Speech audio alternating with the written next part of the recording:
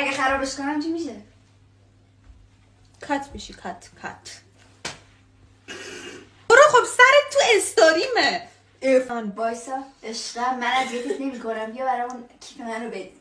بد اخلاقی نکن، اخمت نمیاد بیبی. خدایا به من چونک میاد صبر یا بده. پسته. هر کی حرف بزنه واسه به طلاق من خدا خره. ببین خواهر بزرگا زورگویی که ماشاءالله پرم. من بیادبم که تو با ادب شی. از قدیم گفتن ادب از که آموختی از بیادبان. من دارم از خود گذشتگی میکنم، بیادب میشم که تو با ادب باشی. من برم و تو تبلیغ دیگه برو. میدوزم سگ خورد. میدوزم. برو بیرون. بگوی خدا اسلامی.